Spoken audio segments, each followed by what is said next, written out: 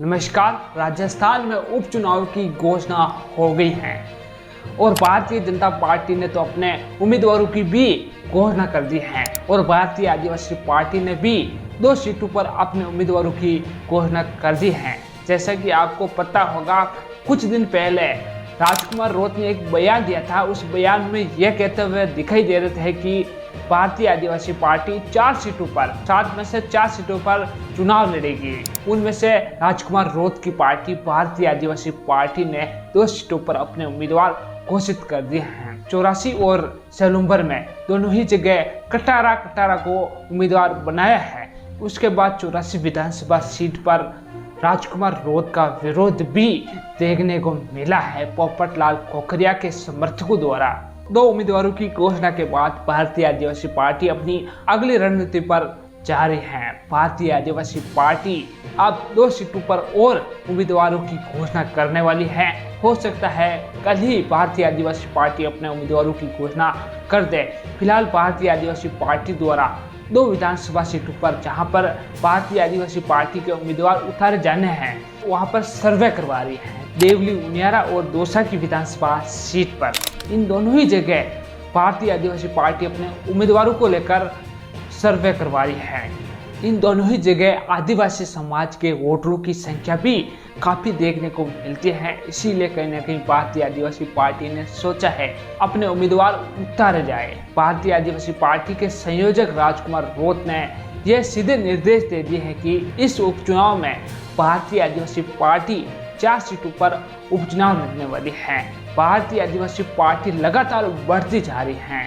पहले विधानसभा चुनाव में 1 सीट पर, पहले लोकसभा चुनाव में 1 सीट पर और अब पहले ही उपचुनाव में 4 सीटों पर भारतीय आदिवासी पार्टी के उम्मीदवार उतरने जा रहे हैं। ये उम्मीदवार कहीं ना कहीं कांग्रेस और भारतीय जनता पार्टी की नींद उड़ाने वाले हैं। सेलुम्बर में तो भारतीय जनता पार्टी की नींद उड़ा दी है अपने उम्मीदवार घोषित कर। अब दौसा और देवली, उनियारा में भी भारतीय जनता पार्टी और कांग्रेस पार्टी की नींद उड़ने वाली है। भारतीय जनता पार्टी को इन 2 विधानसभा सीटों पर भारतीय आदिवासी पार्टी के उम्मीदवार घोषित होने पर नुकसान होगा तो फायदा भी होगा, लेकिन कांग्रेस पार्टी को तो नुकसान के सिवा और कुछ नहीं मिलने वाला है। इन दोनों सीटों की जिम्मेदारी कांग्रेस की तरफ से सचिन पायलट को दी जाएगी और भारतीय जनता पार्टी की तरफ से किरोड़लाल मीणा और भजनलाल शर्मा को दी जाएगी। किरोड़लाल मीणा को तो दौसा से अपने भाई को जिताने की जिम्मेदारी दी गई और देवली, उनियारा में विक्रम गुजर को भारतीय जनता पार्टी ने अपना उम्मीदवार बनाया है। उसकी जिम्मेदारी भजनलाल शर्मा को, राजस्थान के मुख्यमंत्री को दी गई है और कांग्रेस पार्टी की तरफ से आपको पता ही है सचिन पायलट को ही जिम्मेदारी मिलनी तय है। तो आप इस प्रकार समझ सकते हैं कि सचिन पायलट की इन दोनों ही सीटों पर राजकुमार रोत की नज़र है।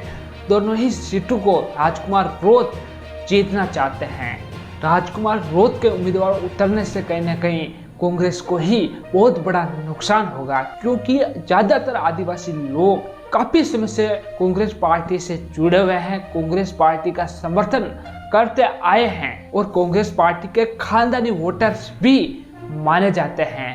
अगर भारतीय आदिवासी पार्टी अपने उम्मीदवारों की घोषणा कर देती है, अपने उम्मीदवार उतार देती है, तो कहीं ना कहीं कांग्रेस के जो खानदानी वोटर्स हैं, आदिवासी समाज के लोग, वो भारतीय आदिवासी पार्टी से जुड़ेंगे, जिससे कांग्रेस पार्टी को बहुत ही बड़ा नुकसान होगा।